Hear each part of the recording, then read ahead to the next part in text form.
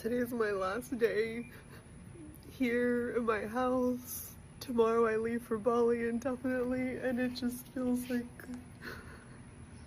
very bittersweet, so surreal. And I truly, like, I love my house. I love my house.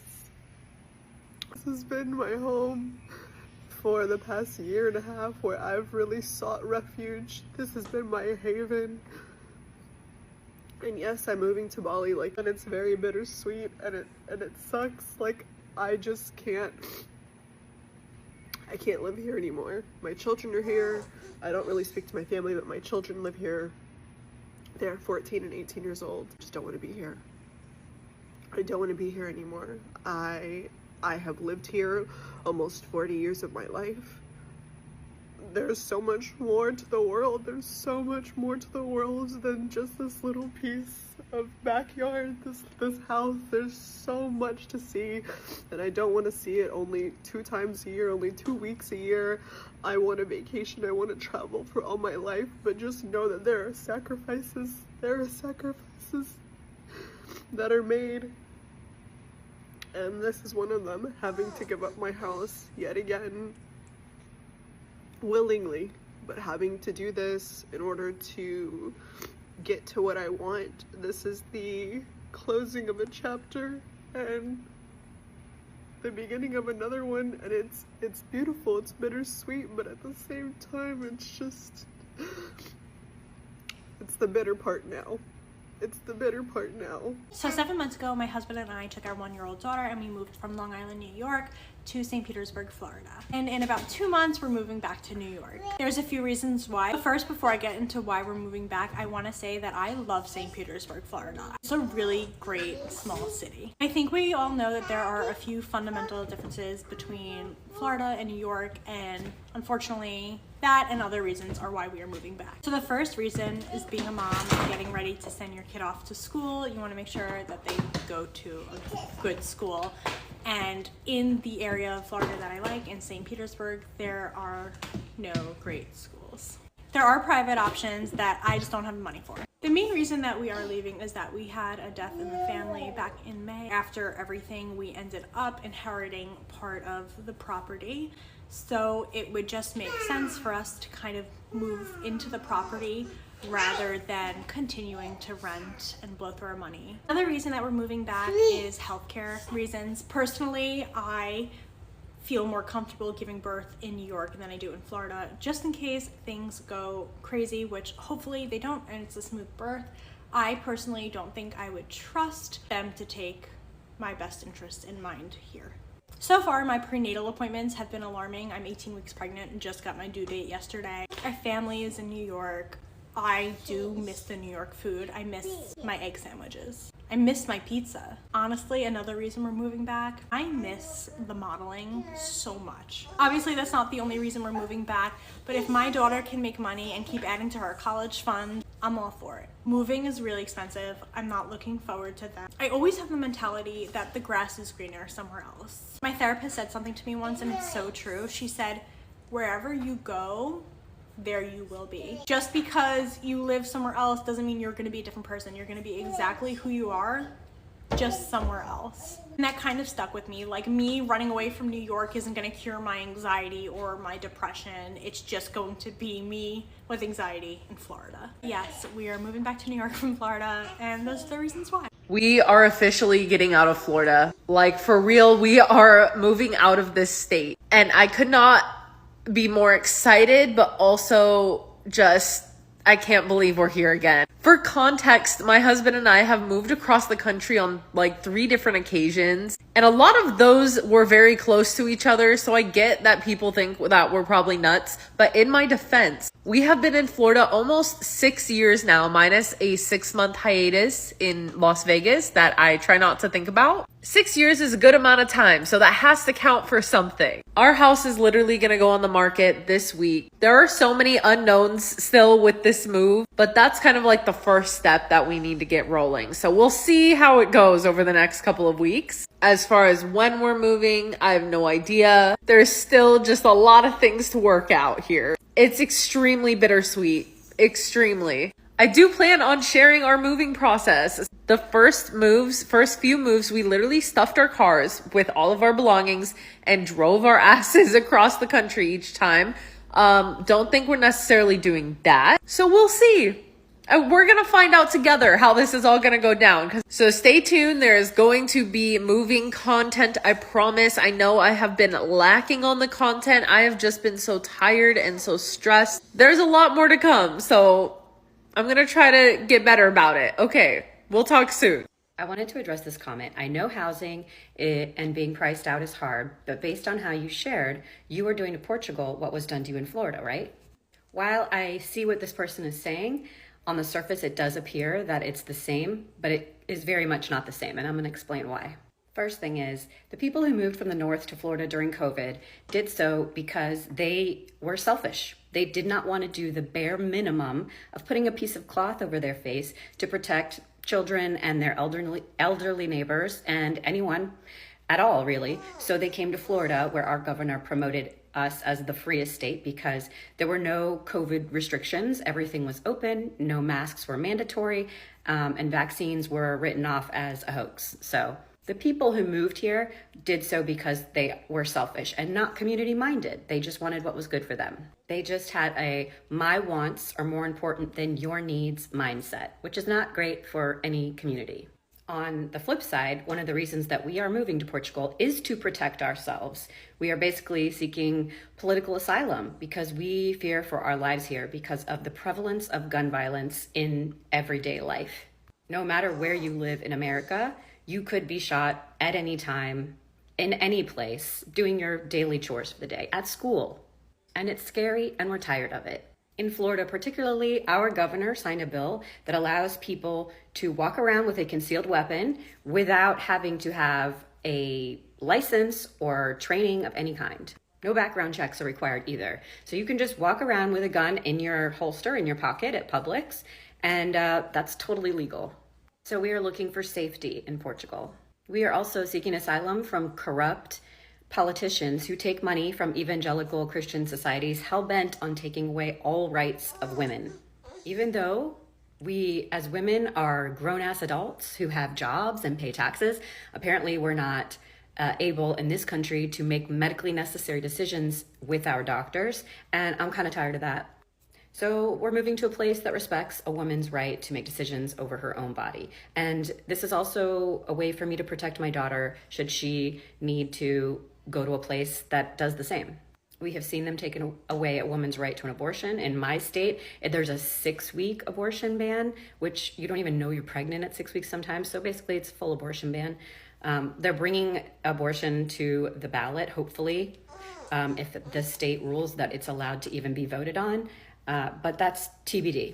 We've seen them take away or attempt to take away the Plan B pill. Now they're criminalizing IVF. I really believe taking away birth control completely is the ultimate goal, and I'm not going to sit around and wait for that to happen when both myself and my daughter require birth control for medical reasons beyond controlling birth. We are also moving to Portugal to protect ourselves from the criminally high healthcare costs that leave every American just one injury away from losing their home due to medical bills. And that is thanks, again, to corrupt politicians who vote on decisions that protect pharmaceutical companies and insurance companies, health insurance companies, because they donate to their campaigns. Plus, they make a lot of money with insider knowledge that they get about changes that these companies are making, and then they buy stocks or sell stocks on those companies, which is totally legal in America, believe it or not. So the politicians stand only to lose their money if they vote to support the constituents that put them in office. It's a stupid system. So as my husband and I get older and we require more prescriptions and more checkups, we want to live in a place that is not going to bankrupt us when we get one freaking CT scan. And you can see this video on my account, which talks about a recent $64,000 medical bill that I received for one night in the hospital.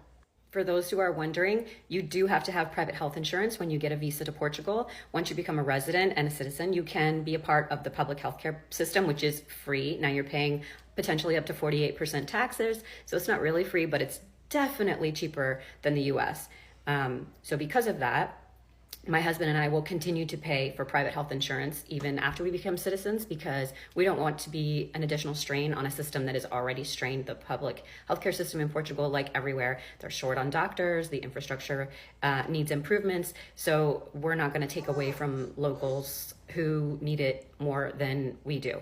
So to give you an example, the cost of a full year of private health insurance for both my husband and I is cheaper than the cost of 1 month for just me. So it's insane. So we will leave the public healthcare appointments open for the locals who need them. So there's the first difference, a very long-winded 5-minute first difference between people who moved during COVID to protect their right to deny science and be selfish versus our need to move to another country to protect our literal selves from a country that is very determined to kill us one way or another. The second reason that it is different, people who moved from the north to Florida during COVID versus us moving from Florida to Portugal, is that the people who moved from the north down here were not looking to be contributors to this community. That's just not who they are. They've proved that for the reasons why they moved here. Also, though it is not a large amount, as someone pointed out to me in the previous comments, there is an amount of people who moved here to buy a second home so they could get away from COVID or get away from the cold or whatever the case may be from their north. And those people aren't invested in our community because they're not full-time residents. They don't have as much interest in protecting the environment or the culture here because it's just a place to vacation for them. We are moving to Portugal to become full-time citizens. My husband's grandfather is Portuguese, as I had mentioned before. So we have familial ties there. We care about what happens in that country politically, environmentally, socially. We care. This will be our full-time residence. We're not gonna have a home anywhere else. So we are going to be fully immersed and invested in what happens in our community, and we're gonna do as much as we can to do as little harm as possible and live our lives humbly. I've already been taking Portuguese language lessons for several months now. We both plan to sign up for the classes once we get there so we can learn the language. We are both committed to giving back to the community through volunteer efforts. I've already communicated with a dog shelter, a pet shelter near where I'm going to be living, and I'll have offered to volunteer for that because the stray dog and cat situation in Portugal is a little troubling to me. So this is a way I feel I can give back. My husband, who is a big time fisherman, cares about the ocean and environment. So he's connecting with groups that do beach cleanups and that sort of thing. We are extremely grateful to the Portuguese community for welcoming us, and we in no way want to bring our American ways over to Portugal. I think I've made it very clear that we are trying to leave America and the capitalism and the greed and the corruption and the selfishness of America behind. We're not bringing that. I know it's easy to see me on this app or out and walking around Portugal with this blonde hair and think that I'm just another loud, stupid American, but hopefully when you get to know me, and my husband, will be able to prove you wrong. You will see that we are truly trying to become a part of your world, not force you to become part of ours. In the end, it just comes down to the difference between people who want to exploit and colonize a place versus people who want to immerse themselves and assimilate into a place. And we intend to do the latter. So you want to move abroad, but doing so means leaving behind a home that you love. Let's talk about it. My husband and I moved from Florida to Portugal about 16 months ago and left our dream home behind. And it was so hard. Everyone talks about how difficult it is to leave family and friends. That's a given. But nobody talks about creating a new normal in housing as well when you get to a foreign country. The home that we lived in, we renovated from top to bottom, gutted it completely, doing one project a year because that's all we could afford over a 7-year period to make the home exactly as we wanted it. So selling it was really hard. See, I still get choked up about it. It was really hard because it wasn't just a home. It was part of our family. All the memories, it was hard. And this is something that I talk about a lot with people that I do consultations with about moving from the United States to Portugal. Link in bio if you're interested. But recently I talked with a family from Wisconsin and they said I could share their story. So I'll just share a little bit about it. So this couple bought their home under foreclosure for a steal and have spent basically half their lives working to renovate every single part of it, build a beautiful greenhouse or shed in the background. It's on a beautiful property. It's a stunning home. And the wife in particular is really struggling with letting go of the home in order to make the move to Portugal, which is obviously something you have to do, unless you're going to keep it and rent it out. But I thought I'd share some of the things that I told them to try to help guide them through this process of mourning your home and letting go. So the first thing I try to do is level set their expectations about the type of home or apartment they will get here in Portugal. Obviously, the architecture is going to be different. The materials used for the architecture are different. So the feel of the home is different. There's no insulation. You might have just split units. You definitely will not have central heat and air. You may have no air conditioning. You're obviously unlikely to have a dryer, though you can buy one. Your fridge is going to be half the size of what it was in the US, and it is not going to have a water dispenser or an ice dispenser. Yes, you can buy those, but they are expensive and often don't fit in the size of kitchen that we have here in Portugal. The doorknobs and door handles are different. The way that windows open is going to be different. Like windows here don't go up and down. They open in or out. So they will open like this, or they can open like this to let air in. That's obviously not a bad thing. It's just different and something to get used to. Again, the flora and fauna will be different. So the types of plants that you're used to seeing in your yard or growing in your yard, if you're a landscaper or a gardener, are going to be different. These are obvious things, and you could just Google this information, but just getting your head around the fact that you will not live in a home like you lived in the United States, and you just need to prepare yourself for that. How do you prepare yourself? There's a few things that I recommend. I don't think moving your furniture across makes sense. It's very expensive. And a few people who I know who have done this, moved their furniture from whatever state they were in the US, have ended up getting rid of the things, a lot of them, when they got here, because either they didn't fit in the house that they ended up in or the apartment they ended up in, or it just doesn't suit their lifestyle anymore here. So I don't recommend moving your furniture. I do recommend bringing a palette, however, of a few select things that will make this house here feel like a home. Whether you are getting a furnished house because you're not bringing your furniture, or whether you're planning to buy furniture over here, if it's going to feel like an Airbnb for a lot of reasons in the beginning, because it's not your home. But if you have little things that you can make it your home, it'll help. Let me show you what I mean. We moved a 4x4x6 pallet of things over that included art, 2 little pieces of furniture that were like side tables that felt very homey to me, but mainly art and some pillows and things. The pillows I just used for packing, but they also feel like home. Let me show you. So this is a picture of the main living area of our old home, which I loved. We brought this little poof, we brought this driftwood table, and we brought this piece of art and this little bar cart here.